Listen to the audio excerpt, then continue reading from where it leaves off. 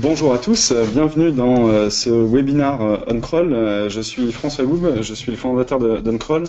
On va attendre juste quelques instants, histoire que de nouveaux participants se connectent.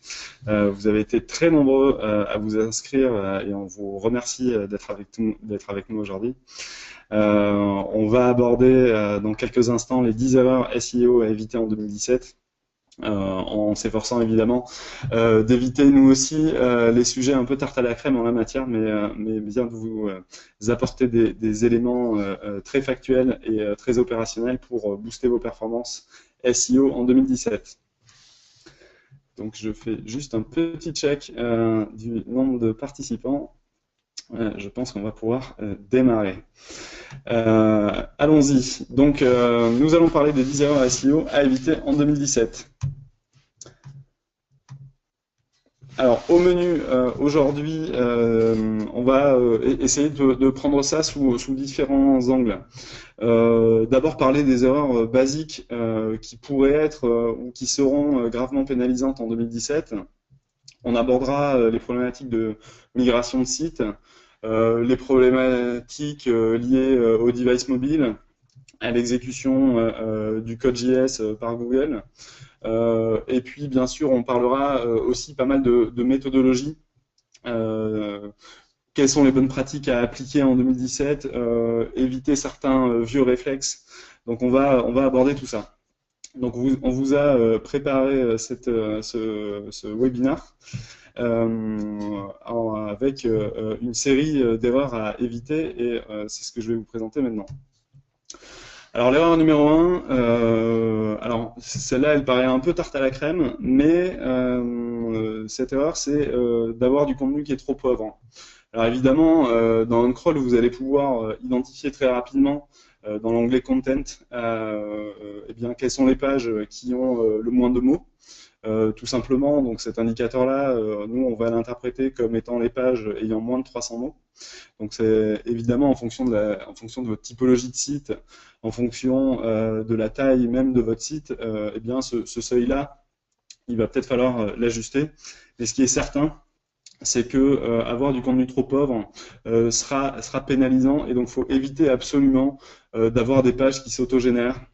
Il faut éviter de publier des contenus qui sont trop courts parce que évidemment Google privilégie le contenu unique et intéressant, mais surtout le contenu dense. Et la première erreur qu'il va falloir éviter l'année prochaine, c'est évidemment d'avoir des tailles de pages qui sont trop faibles. C'est d'autant plus vrai que à mesure que Google interprète de plus en plus de métriques d'usage, on sait, il paraît évident que avoir un contenu qui est plutôt riche, plutôt long, a tendance à maximiser des métriques d'usage du type temps passé sur le site, potentiellement le taux de rebond. Donc évidemment, ça va être une chose à regarder de près sur vos sites et à essayer de corriger si vous avez des pages qui sont trop pauvres en contenu. Faut aussi comprendre que par rapport à cette problématique de contenu pauvre, aujourd'hui, quand on fait du SEO, on est dans une bataille qui a un classement. On est dans un concours, le concours des résultats de Google. Et Google, il classe les sites les uns par rapport aux autres en fonction de plein de paramètres. Un des paramètres, c'est la masse de contenu. Qu'il est nécessaire d'avoir pour ranker, mais tout simplement aussi pour se faire indexer. Là, ce que vous voyez à l'écran, le graphe qui est affiché, c'est ni plus ni moins que le résultat d'une analyse croisée qui vient comparer en fait les données de log, donc le comportement du robot de Google sur vos pages, et les données de crawl qui peuvent être relevées par OnCrawl. Donc vous voyez là en fait sur ce graphe le pourcentage de pages qui est crawlé par Google en fonction du nombre de mots qui sont présents sur ces pages. Donc vous voyez ici que dans le cas de ce site, eh bien, le nombre de mots est un paramètre prépondérant pour s'assurer que son site est correctement crawlé par Google. Le manque de contenu sur vos pages, faut bien avoir conscience que c'est une grave erreur en SEO. parce que moins vous avez de contenu et moins Google a envie de vous indexer, c'est ce qu'on vient de voir, et encore moins envie de vous positionner. Et puis, il y a un effet de bord aussi, c'est que moins vous avez de contenu, et plus vous êtes sujet au near duplicate. Alors, moi, j'invite parmi vous tous les utilisateurs OnCrawl à utiliser notre Data Explorer et à lancer cette petite requête. Donc, de prendre toutes les pages qui ont du contenu dupliqué et de regarder parmi elles quelles sont celles qui ont moins de 300 mots et dont l'évaluation du niveau de similarité est supérieure à 90%.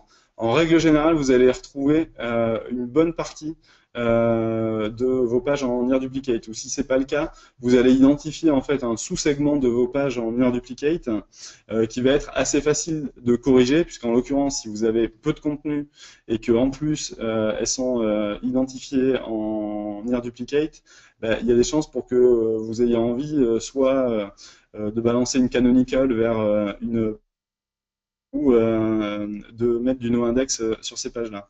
Je veux juste préciser une chose, c'est que quand je dis que moins vous avez de contenu et plus vous êtes sujet au near duplicate, par rapport aux méthodes que Google a pu publier dans ses différents brevets, dans ses différentes publications scientifiques, il y a une partie de cette détection du near duplicate qui est liée à la fois à un peu de détourage, histoire de sortir ce que peut être le menu, ce que peut être une barre de navigation sur vos pages pour se concentrer sur le contenu utile. Donc nous, c'est ce qu'on fait aujourd'hui dans notre calcul du near duplicate.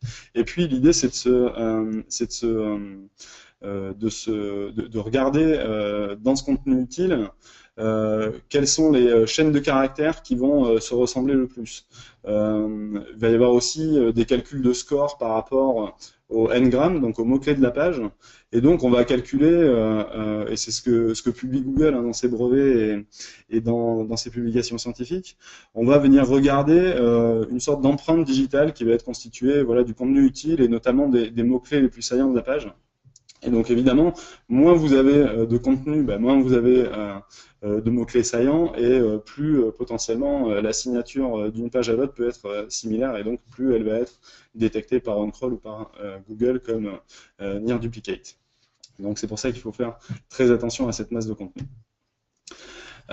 Si vous avez, je pense qu'il ne faut pas hésiter à mettre des pages en no-index sur son site, surtout si en fait vous n'avez pas la capacité à produire du contenu original et que vous reprenez, par exemple si vous êtes un site de e-commerce, des descriptions de vos fournisseurs, ou si vous êtes un site de presse, que vous ayez repris par exemple des dépêches AFP sans les remanier.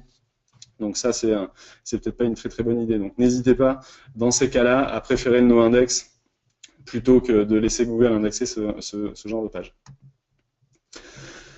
Deuxième erreur, faire très attention aux titres trop longs ou à un formatage mauvais des balises H1. D'abord sur les titres, faut faire très attention à ces titres trop longs parce que sur mobile ils vont être particulièrement tronqués d'abord. Et ensuite de ça, ils peuvent être aussi tronqués sur les versions desktop. Et donc, ça va pénaliser évidemment vos taux de clic dans les résultats de recherche. Et donc, vous allez à position égale récupérer moins de trafic que si vous aviez un titre parfaitement optimisé. Ensuite, un titre trop long, ça peut avoir. Alors peut-être que vous allez concevoir un titre long parce que vous avez envie de mettre plus de mots-clés dans vos titres. Faut faire attention à ne pas se tirer une balle dans le pied en la matière, parce que potentiellement, plus vous ajoutez de mots, plus ils vont diminuer l'impact que vous souhaitez avoir sur votre mot-clé principal. Alors, je vous ai mis un petit exemple là à l'écran. Imaginez que vous êtes un site qui vend des chaussures pour hommes. Et donc je vous ai mis le nombre de mots représentés pour chaque titre et en se disant que chaque page, chaque titre cherche à se positionner sur la requête chaussures. Et donc il faut bien comprendre que quand vous avez un titre qui est chaussures homme, voilà, vous avez deux mots. L'occurrence du mot chaussures, c'est 1. Et donc quand Google il doit calculer une sorte de poids ou d'importance du mot-clé à l'intérieur d'une chaîne de caractères, il va découper la chaîne de caractères en mots et il va essayer de calculer le nombre d'occurrences et définir en fait un poids pour chaque mot. C'est évidemment un peu plus complexe que ça, mais quand vous regardez toute la littérature scientifique sur ce genre de sujet, la méthodologie est celle-ci. Donc, pour le cas de chaussures hommes, bah, le poids de la requête chaussures, c'est 50%. Pour chaussures hommes pas chères, bah, là, vous avez divisé par deux le poids de la requête. Et puis, quand vous avez, par exemple, la répétition d'une catégorie chaussures hommes pas chères, 2 points, le nom de votre produit, en l'occurrence la Converse Chuck Taylor, vous avez 7 mots, il n'y a qu'une seule occurrence du mot chaussure. Là, vous êtes sur un poids de requête qui est à 14%. C'est une fois encore je grossis le trait sur la méthodologie employée, mais c'est juste pour que vous ayez conscience de la manière dont un moteur de recherche peut se comporter par rapport à la longueur de vos titres. Donc soyez très précis quant à l'utilisation de vos mots-clés dans vos titres et faites évidemment très attention à la longueur de la chaîne de caractères qui est constituée par le titre, puisque dans les résultats de recherche, il peut être tronqué, et pas que sur des stocks, sur desktop, pardon, mais aussi sur mobile et tablette. Ensuite, souvent, enfin dans la plupart pour l'ensemble de vos sites, vous allez avoir envie de vous positionner sur un produit, sur un nom de personnalité, sur une géolocalisation, whatever. Mais prenons le cas d'un site de e-commerce. Si vous voulez vous positionner sur un produit, il y a quelques bonnes pratiques à respecter et on constate parmi nos clients qui ont les meilleures performances en e-commerce des règles de bonnes pratiques qui sont assez simples au final, mais qui valent le coup d'être répétées. C'est que vos titres doivent contenir évidemment la marque et le nom du produit. Pourquoi? Parce que Google aujourd'hui il connaît très bien, il arrive à très bien identifier des entités nommées et donc de comprendre que iPhone c'est un produit de la marque Apple ou que Chuck Taylor c'est un modèle de la marque de chaussures Converse. Donc le fait d'avoir la co-occurrence d'une marque et du nom de produit est probablement une bonne idée. Ensuite, une bonne pratique également, c'est d'avoir dans vos balises H1, évidemment, le rappel de la marque et du nom du produit, mais parfois même la référence du produit, voire la déclinaison produit en plus de la référence et du nom du produit. Pourquoi? Parce que sur une requête un peu spécifique, je sais pas, vous cherchez à acheter un pneu avec une référence particulière. Il serait de bon ton de mettre la référence exacte du pneu dans votre balise H1 en plus du fait de dire c'est un pneu Goodyear XZ444. C'est important de mettre cette référence là parce que là aussi Google quand on regarde toutes les publications sur le knowledge graph, il commence à apprendre aussi à interpréter des références produits ou des codes ASIN pour certains produits, donc surtout n'hésitez pas à les placer dans vos balises H1 ou dans des balises H2, H3 si le contexte de votre site vous permet pas de le faire. Troisième erreur, c'est les gens qui vont avoir une page indexable pour chaque déclinaison de produit. Donc il faut faire très attention à ce phénomène-là. Il faut faut plutôt préférer, excusez-moi, le fait d'avoir une sorte de page chapeau derrière laquelle potentiellement vous avez toutes les déclinaisons produits, mais qui va être censé être la page qui se positionne sur le nom du produit. En l'occurrence, si vous prenez le cas de l'Apple Watch, l'idée c'est pas d'avoir X pages qui vont dire Apple Watch 2 sport jaune, Apple Watch 2 sport rouge, etc., etc. Mais plutôt d'avoir une page qui présente l'Apple Watch et puis avec des selects sur votre page produit, la possibilité pour vos utilisateurs d'aller sélectionner la déclinaison qu'ils souhaitent et puis de leur vendre la montre recherchée. Mais ça peut être assez parasitant que de laisser Google indexer l'ensemble des pages qui seraient des déclinaisons de produits.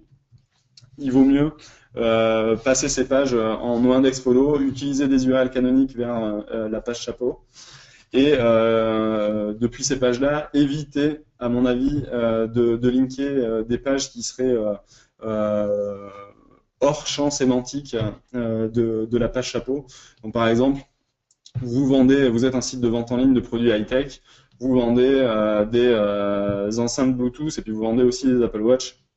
À mon avis, toutes les pages de déclinaison d'Apple Watch, elles doivent être en index follow et elles doivent linker d'autres smartwatches, la catégorie mère, la page chapeau, mais pas les enceintes Bluetooth que vous vendez à côté. Donc, on parle beaucoup de cocon sémantique en ce moment.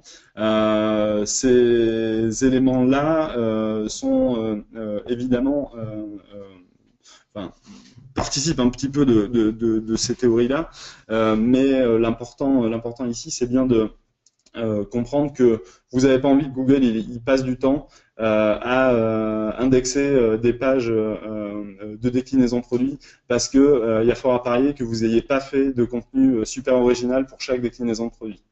Donc, à part si vous êtes en mesure d'écrire 600, 500 mots uniques sur chaque déclinaison, préférez le no-index follow, l'URL canonique vers la page chapeau. Et par contre, c'est important de bien laisser le follow parce que ces pages-là, elles peuvent quand même renvoyer du jus vers des pages sémantiquement proches. Donc, plutôt, c'est de bonnes pratiques à respecter. Notre quatrième erreur, faire très attention à la répartition de son contenu. Alors, ceux qui ont déjà assisté à certains webinaires, ils ont déjà vu ce graphe, mais il est criant de vérité. Parce qu'il faut que vous posiez toujours la question de votre arborescence, de votre architecture de lien interne. Est-ce que ça correspond à mes objectifs business? J'invite ceux qui n'ont pas vu le dernier webinaire à le regarder parce que on est allé assez loin sur ce sujet-là. Mais simplement ici pour vous dire que une erreur serait d'avoir une ventilation de ces différentes catégories de pages ou des pages qui ont des objectifs très hétérogènes, de retrouver à peu près la même proportion de pages à chaque niveau de profondeur. Non, vos pages prioritaires, elles doivent être proches de la home page. Vos pages qui ont un contenu peut-être trop pauvre, elles doivent être rangées plutôt en queue de catalogue. Là, en l'occurrence, vous avez un exemple de site qui cherche à se positionner sur des noms de personnalités. Vous voyez que les pages people en vert, elles sont au plus proche de la home page. En revanche, les pages médias qui contiennent des diaporamas, des photos, des vidéos, eh bien celles-là, elles sont plutôt rangées en queue de catalogue parce que tout simplement le nombre de mots sur ces pages-là est très faible. Et donc, ce site-là a choisi plutôt de les mettre en queue de catalogue pour laisser de la place aux pages plus prioritaires, tout en sachant que voilà, ces pages médias elles peuvent être assez sujettes, comme je l'ai dit tout à l'heure, au near duplicate.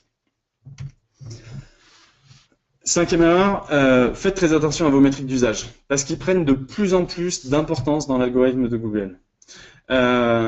Il est absolument nécessaire de bannir les publicités trop agressives. Pensez toujours à l'algo page layout de Google qui pénalise pas mal de sites avec trop de pubs au-dessus de la ligne de flottaison.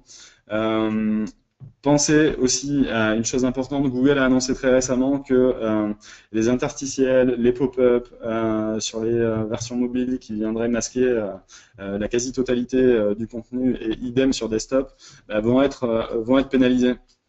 Ça, c'est beaucoup lié à la nouvelle interprétation du JS par Google, qui date déjà d'il y a quelques mois, mais nous qui avions vu dans les logs de nos clients énormément de ressources JS ou CSS appelées avec une très grosse augmentation de la fréquence de crawl de ces ressources, on avait prédit qu'il allait se passer quelque chose dans la matière, mais là vous avez déjà une première traduction de cette consommation de ressources JS par Google qui a augmenté.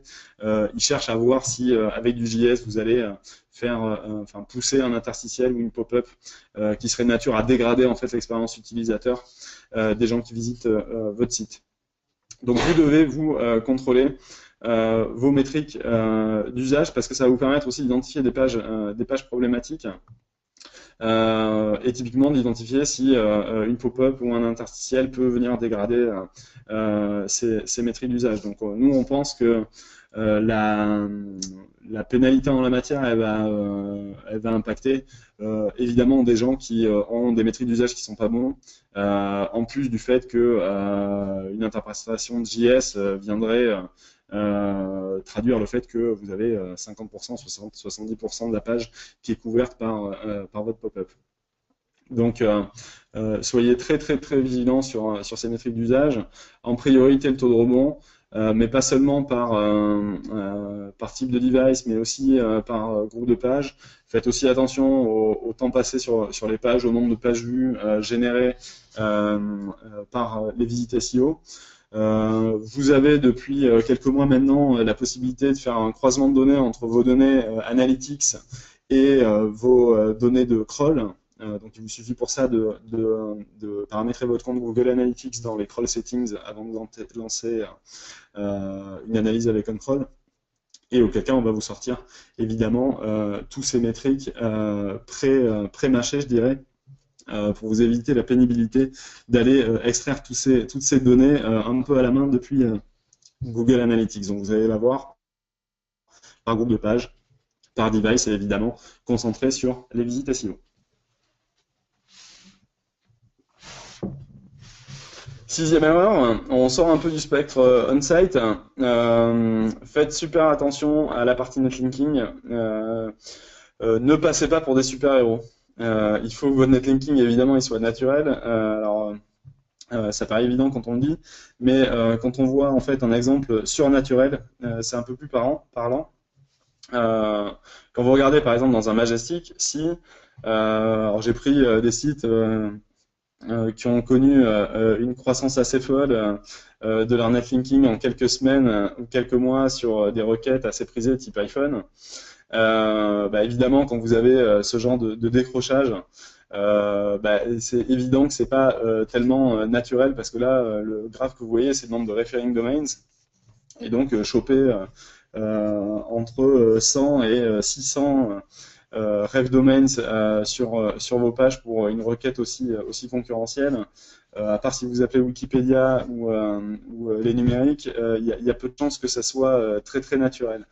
De la même manière, quand vous regardez les encres, il est absolument impossible que une page n'ait que des encres exactes pour le produit concerné que vous voulez vendre, par exemple l'iPhone 6. Donc ça, typiquement, il est très facile de le voir avec des outils comme Majestic. Vous pouvez le voir très bien vous-même en les utilisant. Si on arrive à le voir aussi facilement, alors évidemment Google il a des procédures d'alerte en la matière et donc il serait de bon ton de pas avoir le doigt trop lourd sur le bouton de génération de liens. Ensuite, on va rester dans cette partie netlinking. Il est important de rester concentré sur la qualité des liens et surtout être focus sur la thématique des liens. Je vous ai pris un petit exemple ici sur la requête Rammer. Vous avez un site là qui se positionne numéro 1. Quand vous regardez en fait ces backlinks et ces métriques, vous vous rendez compte que c'est pas forcément le mieux disant en matière de trust flow, citation flow. En revanche, quand on creuse la liste de ces backlinks, on se rend compte que il obtient des liens depuis vraiment des pages qui vont parler de fitness, de rameur, de produits sportifs. Et donc, malgré le fait que c'est un petit site, que c'est pour le coup un site d'affiliation, il arrive à dominer les résultats de recherche sur cette requête-là, alors qu'il est en concurrence avec des grands noms comme Decathlon, comme GoSport, comme Fitness Boutique.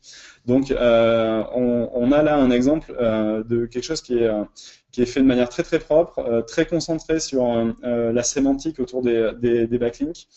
Et voilà un résultat qui est criant de vérité, puisqu'il occupe la première place sur cette requête-là. Donc surtout, faites attention à la qualité de vos liens et surtout à la thématique des pages depuis lesquelles vous voulez récupérer, parce que ça peut avoir un impact absolument énorme. Et je pense que pour l'année qui vient, ça va être de plus en plus critique.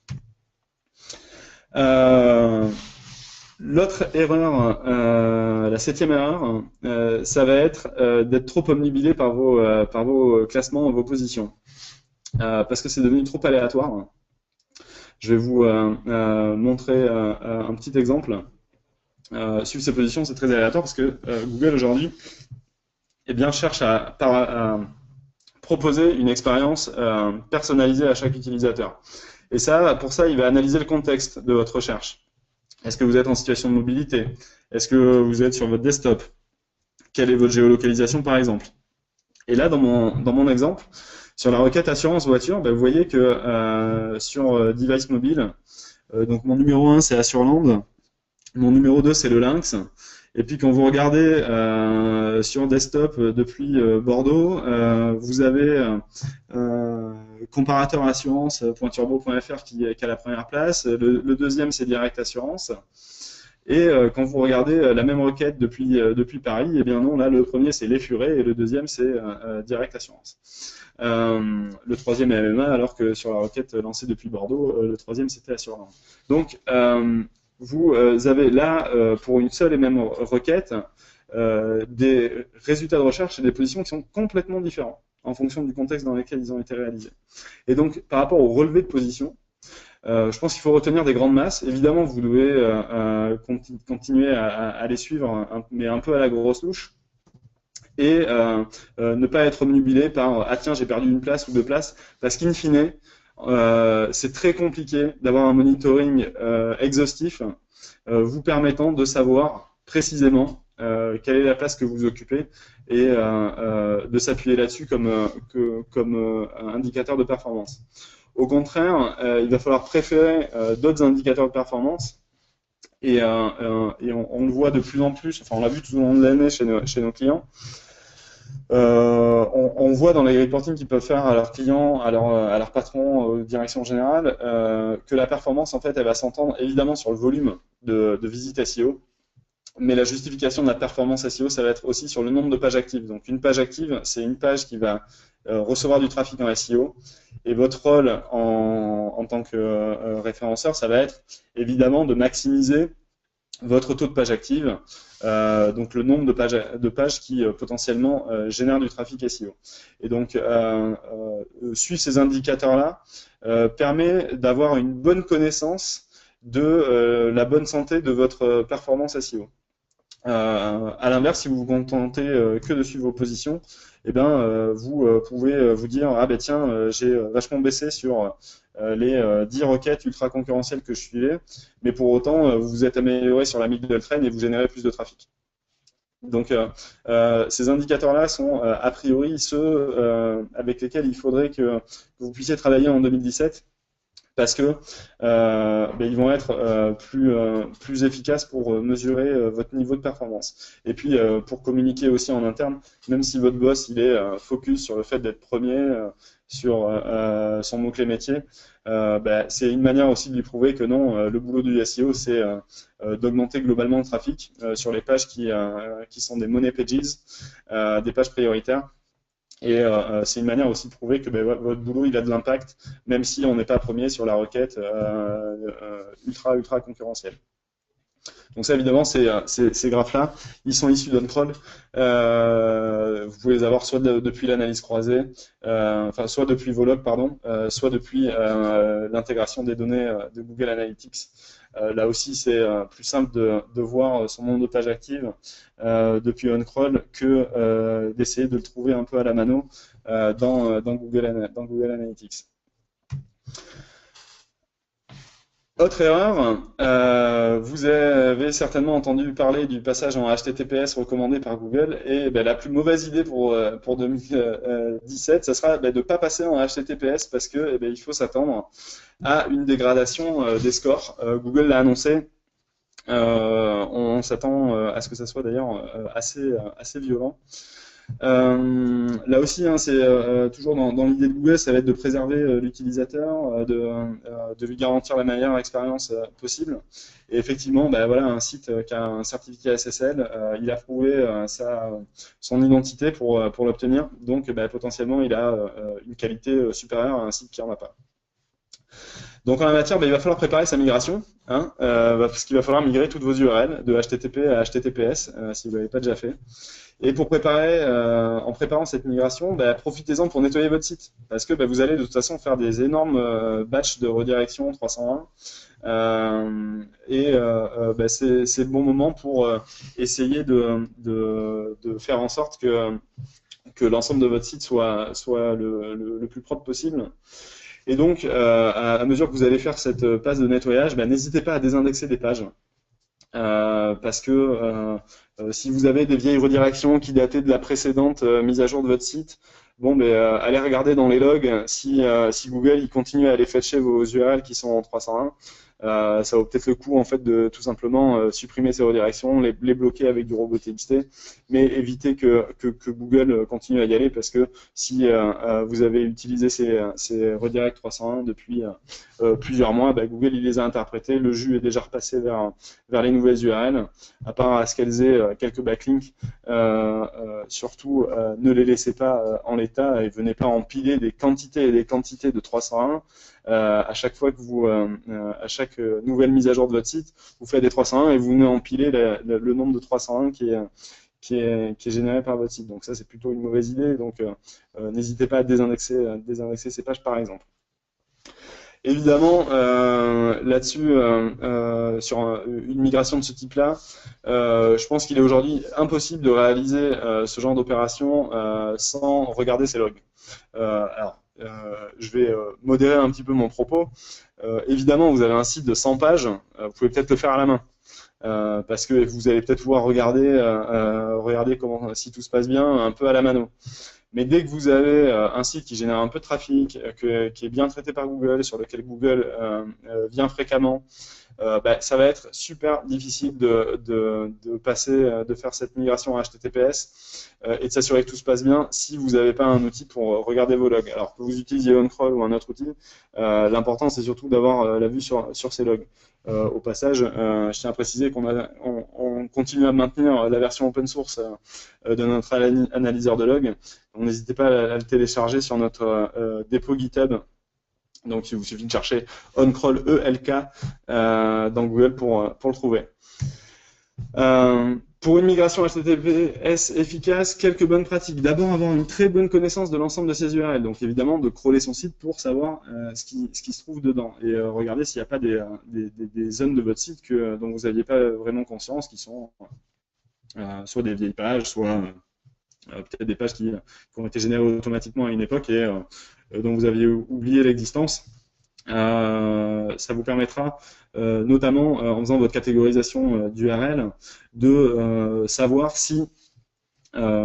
de savoir vers quelle page vous allez rebalancer du jus en provenance de vieilles URL que vous voulez supprimer. Ça vous permet d'essayer de reventiler la popularité de vos vieilles pages vers la nouvelle version HTTPS. Deuxième point, bien préparer son plan de redirection en gérant notamment les problématiques sur les pages orphelines. Donc une page orpheline, c'est une page qui n'est pas présente dans votre structure de lien interne, mais que Google connaît. Alors ça, évidemment, vous allez le savoir en croisant les données de log et les données de crawl. Ça, c'est important parce que Google, s'il connaît encore ces pages-là, il continue à aller les visiter, et donc il est en train de gaspiller de la ressource sur des pages qui, a priori, sont plus vraiment prioritaires pour vous, puisque vous ne faites plus pointer aucun lien vers elles. Donc ça, c'est un peu dommage. Et parce qu'a priori, ce sont des pages qui ne doivent pas générer beaucoup de trafic. Donc vous avez plutôt envie que Google il privilégie des pages qui sont plus prioritaires. Et surtout, si vous êtes dans le cas d'un site comme celui-là, vous voyez que seulement 42% des pages présentes dans la structure sont crawlées, alors que vous en avez 82 000 qui sont orphelines et qui sont, elles, crawlées par Google. Mais évidemment, vous avez un problème, vous avez un site qui n'est pas bien indexé, qui ne peut pas se positionner sur l'ensemble des requêtes auxquelles il aspire, et vous êtes en train de maintenir des pages orphelines qui n'ont pas de valeur, donc c'est un peu dommage. Faites attention, regardez bien si ces pages orphelines sont potentiellement génératrices de trafic. Si c'est le cas, peut-être Peut-être qu'il faut les rediriger, peut-être qu'il ne faut pas toutes les passer en no-index comme un bourrin, mais faire un peu des cas particuliers en fonction de leur typologie et du fait qu'elles génèrent du trafic ou non. Donc c'est pour ça que dans le crawl, vous allez retrouver tous ces éléments. Et dernier point, quand vous allez faire votre migration, surtout crawler votre prod versus votre pré-prod et inversement, plutôt votre pré-prod versus votre prod, pour voir en fait quels sont les éléments qui ont bougé. Est-ce que vous avez amélioré la popularité interne de vos pages? Quelle est la masse de pages que vous aviez dans un groupe et que vous aviez dans un groupe en pré-prod ou sur l'ancienne version versus sur votre prod? Donc, on a une fonctionnalité de comparaison de crawl à l'intérieur d'un crawl qui va vous permettre justement de savoir très précisément ce que vous avez bougé, quels ont pu être les effets de bord en matière de redistribution de popularité interne. Donc surtout, comparer, parce que il est trop facile de se prendre les pieds dans le tapis sur ce genre de migration. Venez comparer. Votre pré-prod versus ce que vous aviez en prod avant de passer en HTTPS. Et une fois que vous êtes en prod en HTTPS, venez comparer ce que vous aviez en pré-prod. Est-ce que tout ça se comporte correctement? Est-ce que vous avez bien des situations satisfaisantes ou pas? On va vous donner tous les outils pour pouvoir contrôler ça. Et évidemment, la dernière étape, ça va être de suivre cette mise en prod en regardant ce qu'il y a dans vos logs. Regardez notamment ce qui se passe au niveau des status codes jour par jour ou en temps réel, parce que ça vous permet de détecter s'il y a une régression, s'il y a un problème sur la mise en prod. Là, vous avez le cas d'un site qui fait des mises en prod à peu près toutes les 2 semaines. Vous voyez qu'au mois d'août, il y avait un peu de gens en vacances, et donc ils ont mis un peu plus de temps à corriger une grosse augmentation des 302. Donc, la vue sur les logs, ça permet d'identifier ce genre de cas et surtout d'éviter de se retrouver avec un message 3 semaines plus tard dans la Search Console qui vous dit ah ben attention, on a découvert plein de 404. Non, là vous les découvrez tout de suite, vous voyez ce que Google quels sont les status codes rencontrés par le robot de Google, et donc ça vous évite en fait de découvrir le problème qu'une fois que Google vous a alerté, parce qu'en général le mal est fait, et quand Google il va avoir rencontré beaucoup de 302, beaucoup de 404, il va diminuer sa fréquence de crawl.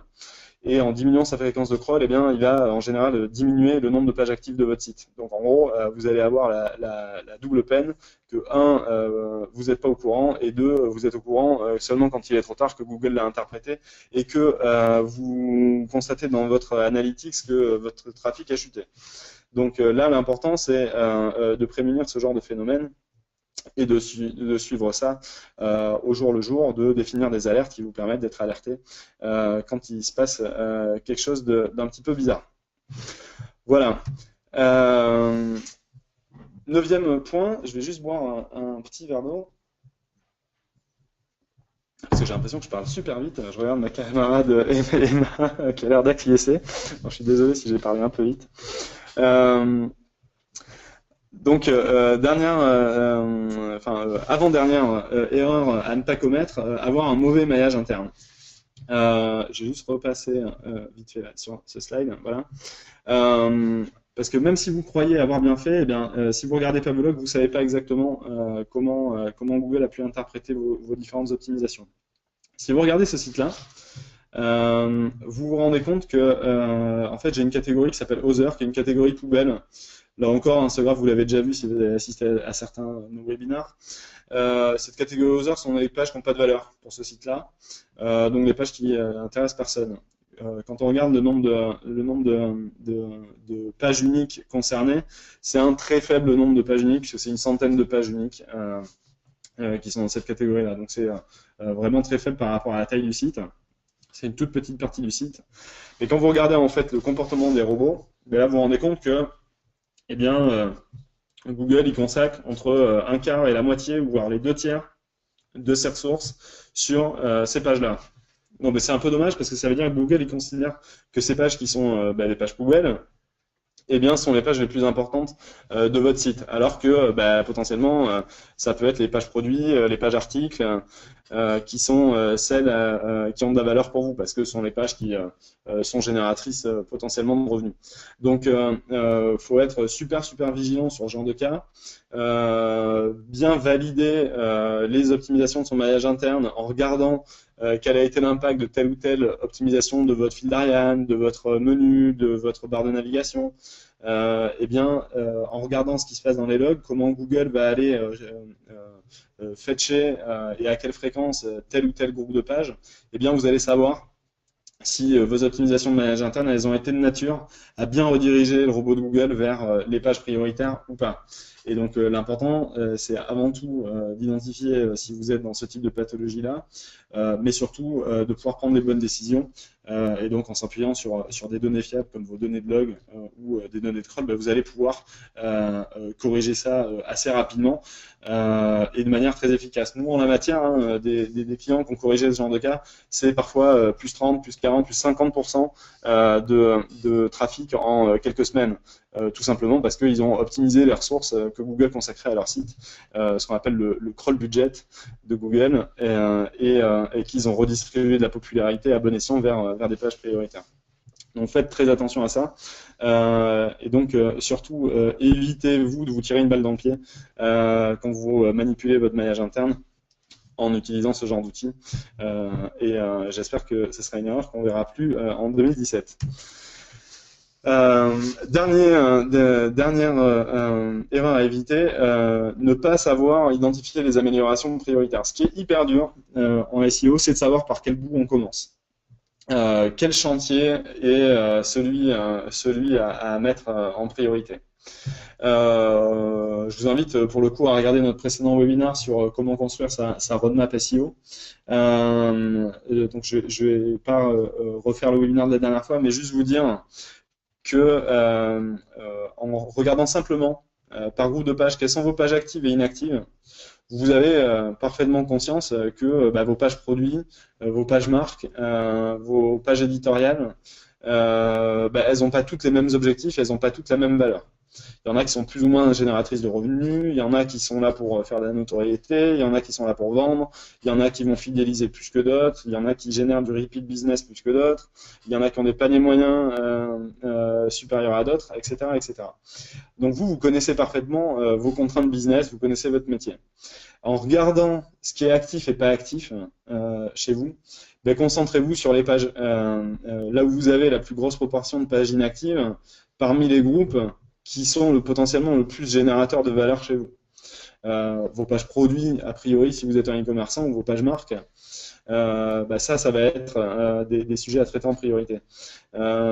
Des analyses croisées d'analytics versus des données de crawl ou des logs versus les données de crawl vous permettent d'obtenir ce genre de graphe et vous permettent de juger de quelle est l'amélioration sur laquelle il va falloir travailler en priorité, parce que c'est une manière aussi d'identifier quel peut être le gain rapidement. Et en gros, comment vous allez faire plaisir à votre client, comment vous allez faire plaisir à votre patron, en générant plus de valeur. Et donc, vous allez, par ces outils-là, ces data visualisations-là, identifier quelle est la zone de votre site à travailler en priorité, quel est le chantier qu'il va falloir enclencher en tout premier lieu.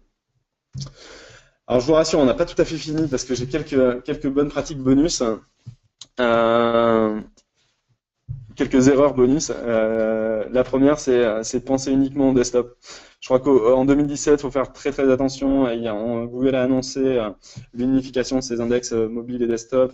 Donc, il va falloir penser ça multi-device. Penser à l'expérience utilisateur quand il est en desktop et quand il est en situation de mobilité. Être super focus sur sa payload. Parce que sur une situation, sur un contexte d'un utilisateur qui requête en situation de mobilité, la payload elle va avoir un impact très grand sur les métriques d'usage. Donc il faut être assez vigilant. Résultat, n'hésitez pas à crawler vos sites en exécutant de JavaScript. Vous avez une fonctionnalité dans les settings d'OnCrawl à partir du plan de business qui vous permet de le faire. Ça vous permet aussi d'avoir une idée du temps de chargement de l'ensemble de votre payload. Si vous voulez tester quelques petits bouts de votre site, vous pouvez le faire depuis notre toolbox qu'on a sorti il n'y a pas très longtemps, qui s'appelle toolbox.oncroll.com, qui vous permet justement de tester la payload de vos sites en exécutant l'ensemble des ressources de la page, donc que ce soit JavaScript qui sont en interne ou en externe, ou le code CSS. Donc ça va vous permettre de savoir un petit peu où vous en êtes. Et parfois, on a de très très mauvaises surprises parce que vous avez le DOM qui charge en quelques millisecondes et puis vous vous rendez compte que la payload, non, c'est 5, 10, 15 secondes en termes de temps de chargement. Et donc ça, évidemment, ça pèse évidemment sur vos métriques d'usage. Donc soyez assez vigilants là-dessus. Et puis là, j'ai un super bonus parce que on a lancé il y a quelques semaines maintenant un nouveau paramètre dans vos crawl settings qui s'appelle Custom Fields. Alors le Custom Fields, ça sert à quoi? Ben, ça sert à venir relever des éléments qui sont présents dans vos pages. Donc vous allez pouvoir scraper des choses avec OnCrawl. Et typiquement, ça peut vous servir à contrôler votre plan de tag. Donc savoir si l'ensemble de vos pages sont marquées avec votre code Google Analytics. Donc vous allez pouvoir dire, bah, tiens, dis-moi si j'ai bien mon code UA-XYZ dans mes pages. Dis-moi si ce paramètre-là est présent dans mes pages, si cette chaîne de caractères est présente. Et puis bah, OnCrawl va vous dire, va vous générer va venir relever pour chaque page si ce paramètre est présent ou pas. Et vous allez pouvoir requêter ça depuis votre Data Explorer.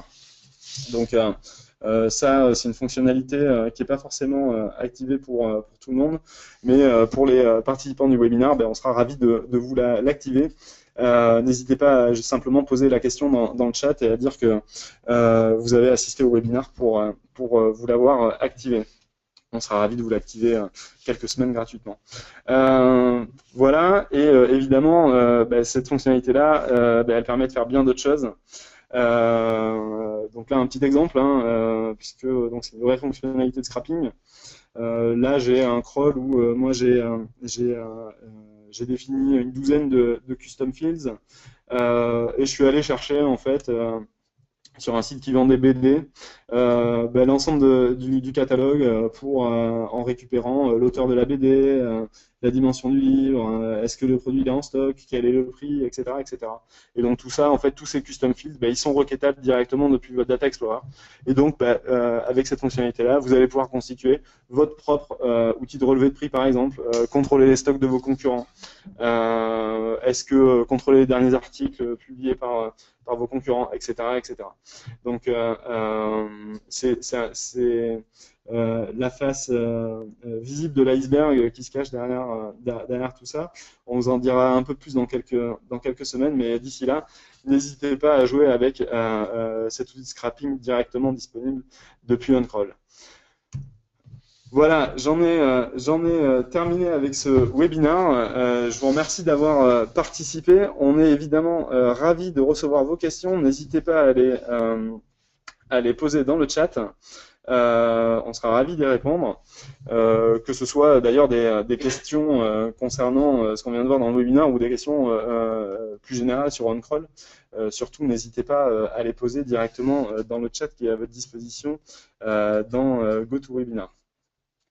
Et simplement, dernière chose, de vous dire que bah, si vous êtes trop timide pour poser des questions dans le chat, bah, vous pouvez nous les envoyer par DM sur Twitter, nous envoyer un petit mail à hello@oncrawl.com ou tout simplement à nous les poser sur Facebook également. D'ailleurs, n'hésitez pas à liker notre page Facebook qui est de plus en plus animée et sur laquelle on publie des choses qui ne sont pas nécessairement sur nos comptes Twitter ou LinkedIn. Donc surtout, n'hésitez pas à liker notre page.